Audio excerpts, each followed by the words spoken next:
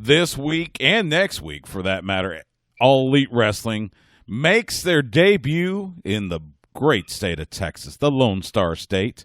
Of course, if you're listening to us on the Horn, we're in Dallas, and yes, I mean we, because I'm going to be there as well. We're in Dallas, or actually Garland, the Curtis Caldwell Center, for AEW Dynamite next Wednesday. They'll be at the American Bank Center in Corpus Christi. And to help me celebrate this moment, who better to bring on the Vaqueros Cafe and Cantina hotline, two men that I know and love dearly. First of all, he is the Executive Vice President for All Elite Wrestling, the American Nightmare, Cody Rhodes. Hello, Cody. Hey, buddy. How are you? And we might as well just make him the new co-host for Sports Guys Talking Wrestling. He is the legendary and a man that has apparently found springs to put in his knees. He is the ageless wonder, the natural, Dustin Rhodes. What's up, D? Hey, man, but my left knee's kind of sore right now. So well, the springs aren't working. Look, you need some lubricant in those knees. All right, so I am the Tin Man. I need lots of lubricant. We gotta get that. Last week after his match with the Bucks, Dustin sat down on the steps right outside go position. He said, "I'm done for a month." For a month. Well, you know, Dustin and I have that same malady. We're both 50 plus, so it's I understand. We can't go like you young kids anymore. I mean, what are you talking about, Stu? I can. Don't they call 50 plus in other sports an old head? That's what it is. That's right? true. That's true. 50's the new 30. 50's the new 30. And Dustin, I mean, my God, that match with you and the Bucks versus Sammy and Santana Ortiz. I mean, just how much fun was that? Well, it was a lot of fun, Stu. But to be honest with you, once I got out of the ring after my comeback, I don't remember a lot because it was so fast. There were so many things going on in the ring. I was kind of lost because those kids, they're incredible. They do some unbelievable stuff. So I kind of got lost in the moment of the things that they were doing, and it was just like, wow. I was watching these kids, man, and it's 2020 almost, and it's like, this is our future. This is the now, right You're here. Right. And here I am with them. And very honored to be in there and having a good time and hanging with the kids. And yes, Cody is right. I sat on the steps. I went, I'm done for a month. I was dog tired. My knees kind of hurting, but I'm good. I'm good to go. Some of that Mr. Gaddy's pizza grease will probably work wonders on those knees, right? I love Mr. Gaddy's. I know you do. We've talked about this. That aren't from Texas. I know. I know. A big piece of place. My mom used to take me to Mr. Gaddy's. Really? When we lived in McKinney, yes. And then as an adult, I would then come back and have Mr. Gaddy's, and it wasn't as good as I remembered as a kid. Yeah, I just had Mr. Gaddy's a couple days ago. It's still really good. All right, Cody, I want to talk to you about let's go back January of this year. You made the announcement. You were standing in front of TIAA Bank Field, the home of the Jaguars, and now it's All Elite Wrestling. You're about to celebrate your first anniversary. Just reflect back on this year and what it has meant for you, for Brandy, for Dustin, for everybody with All Elite Wrestling.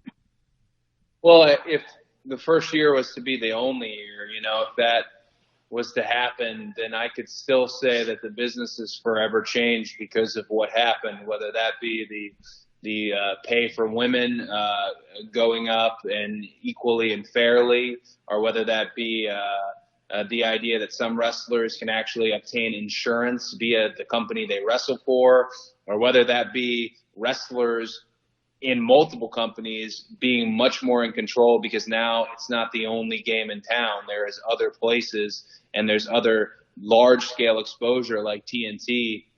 I mean, the fact that wrestling, AEW, pro wrestling had the biggest debut for TNT and Warner Media in 5 years. If you think about how great they are and the wonderful amount of programming they have.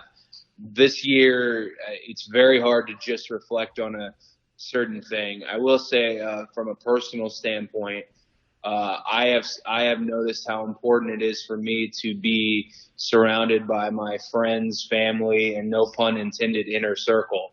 When we talked about Dustin coming in for Double or Nothing, I did hope that Dustin would come work for AEW full time. Now, with the amount he does with the women's class, with the promos, producing those promos with Jeff Jones and then letting one of the EVPs approve them, but pretty much they're all great already. The amount of things he does to flank the brand that you never see in conjunction with that match that you did see, massive.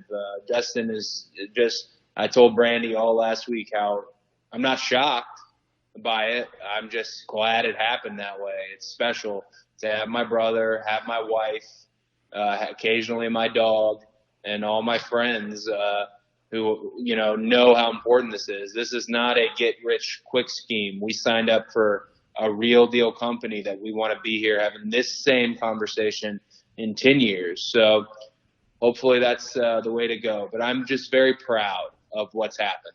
I'm there with you. It's just such a cool thing. And Dustin, I mean, you and I have talked a lot, but talk about you and I've talked about your coaching the women and coaching the women's wrestlers, and it makes me think back. Like we talked to Mick Foley about a month or so ago. He was here in Austin, and his love of women's wrestling, and you and I have talked about how much you admire the women in AEW and how much you love training them. Just talk about that and tell people what it means to you to help bring these women up to these great standards that we have seen in AEW. Well, it's a collective, of people with Kia, Kong, and Kenny Omega, and myself and Brandy. And women's wrestling, I've always been a big fan of, and I've always thought that in the past that they've gotten the short end of the stick, because some of these women can go out there and perform just as well as the men. And if given the opportunity, they go out, they pull the trigger, and they score. And they when given a long leash, they can really accomplish a lot of things. And I'm very, very impressed with our roster of women. They are hungry, very passionate, young, willing and able to try new things and to step out of the box, to kind of step out of their comfort zone and really explore something that is very incredible, which is AEW. And it's, there's not any shackles on them. They are free to explore their characters, and I'm there to help them get their characters over. And I really want that for them. I want them to succeed. I want them to be a Charlotte Flair, to headline the All Out pay-per-view or the Double or Nothing. That's my goal, is to get them ready. And hopefully, in the next year with our training sessions and their continued weekly television matches, and they go other places, so, hopefully with all that, they can continue getting in the reps and getting better and striving to be the best women out there today, because we have a powerful roster, man. It's impressive, as you know. Yeah. Well, and that roster just became more powerful with the signing of Big Swole and Chris Statlander. And Dustin, I know you and I have talked about Chris especially, but talk about these two new additions to the roster. Yeah, Chris really stuck out in my mind because I had no idea who she was, and it changed me to say that, but it's like I didn't know who Chris was, but I knew that she was garnering some attention on the indie scene. And she came to one of the training sessions, and immediately when she got in the ring and she started doing the training, I was like, holy crap, man, this girl can go.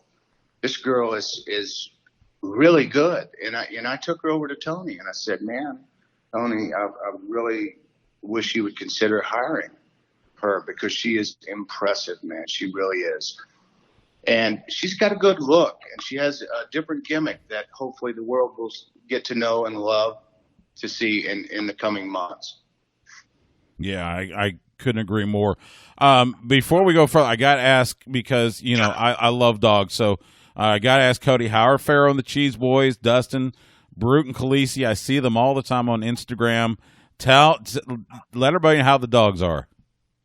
Well, Colby is 16 years old, and he's 3.8 pounds, and he sleeps 20 hours of the 24 hours a day.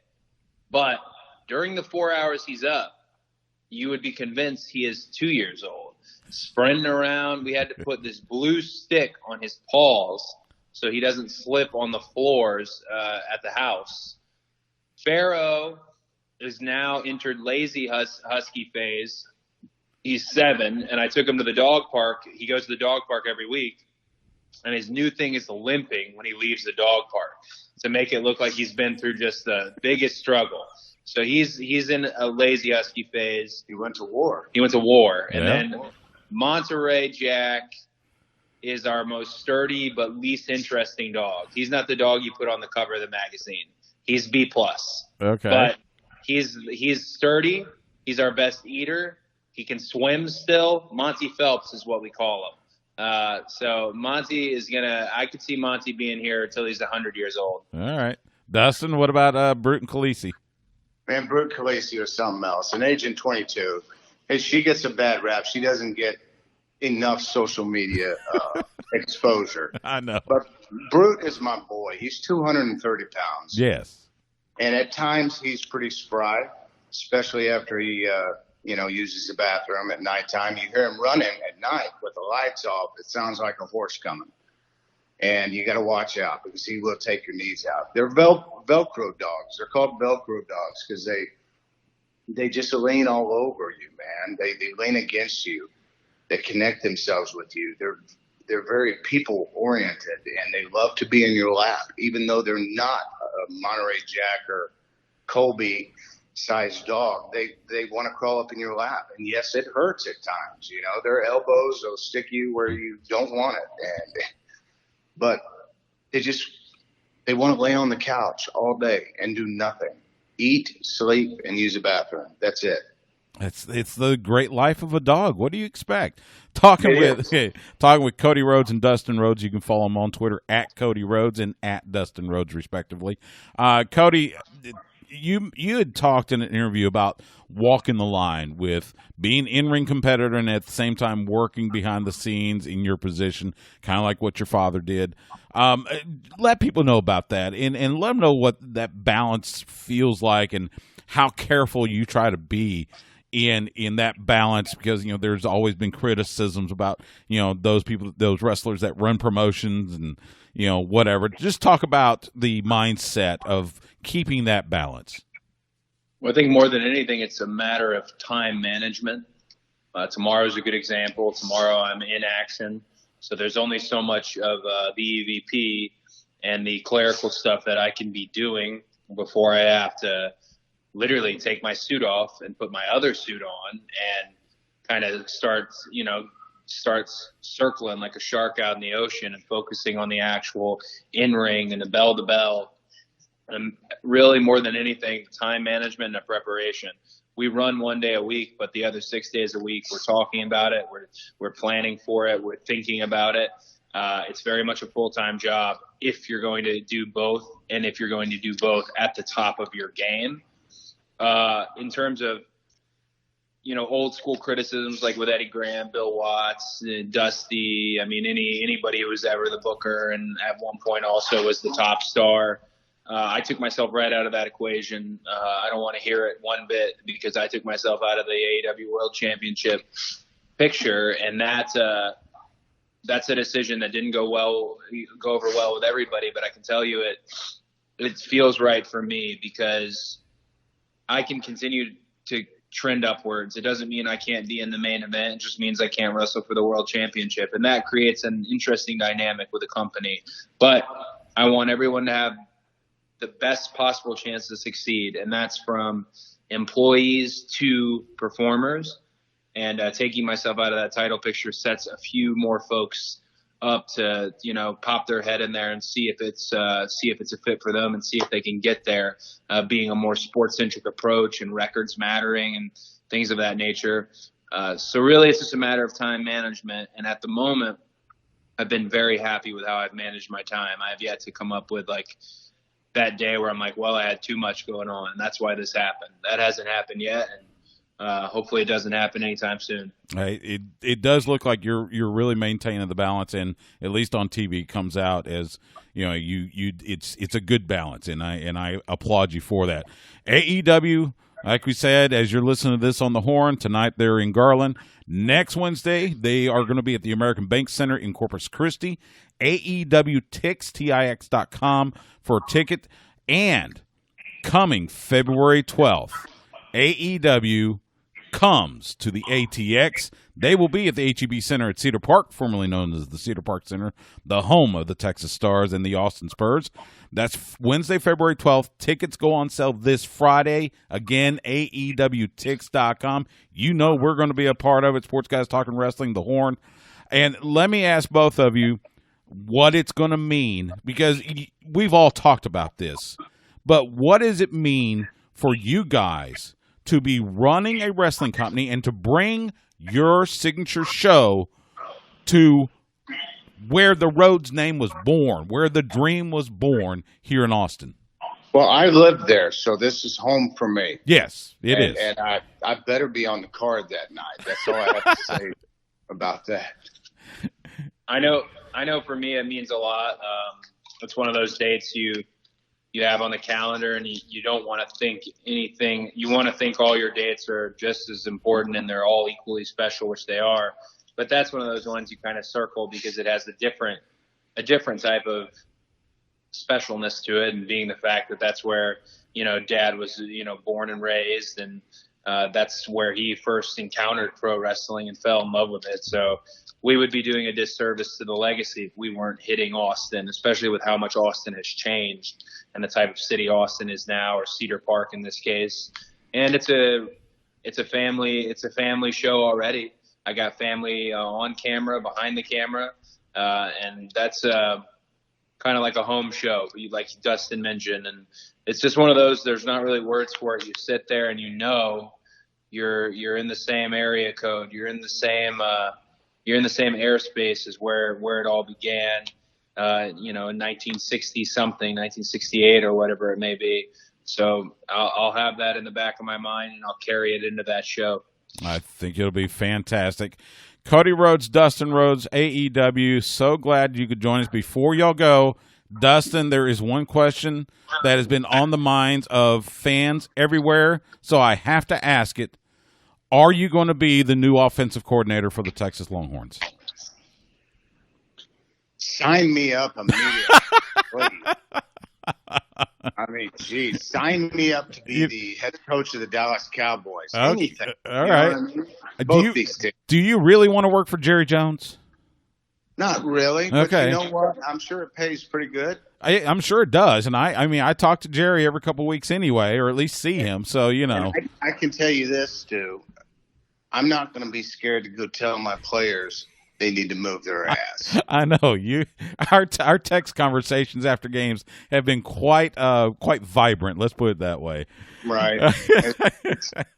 I don't know, man. It's like I'm such a fan, but it's like they're sinking my battleship every week. I know. It's like enough's enough. Let's get back to the big recruiting, the powerhouse that Texas used to be, and the Cowboys of the 70s, and just let's win some Super Bowls and some national titles. Yeah. Cody could be GM. Why not? Cody, you want to be GM of the Cowboys? He likes Georgia. I know he likes Georgia. The problem there would be, I right now my loyalty is to them Jags. That's it's true. New loyalty, true. for obvious reasons. Yes. But I said in Chad's owner's box, and they got really good candy and sushi and TIA. What a stadium! There's pools in the end zone. There's a dog park on one side. I'm all about them Jags and Gardner Minshew right now. Yeah, it's a great stadium. Cody Rhodes, Dustin Rhodes, as always, it is so much fun to talk to you guys. You know we love you. All the best to you. And as we're recording this on Tuesday, I'll see you guys tomorrow up in Garland. All right, buddy. All righty, Look man. forward to seeing you.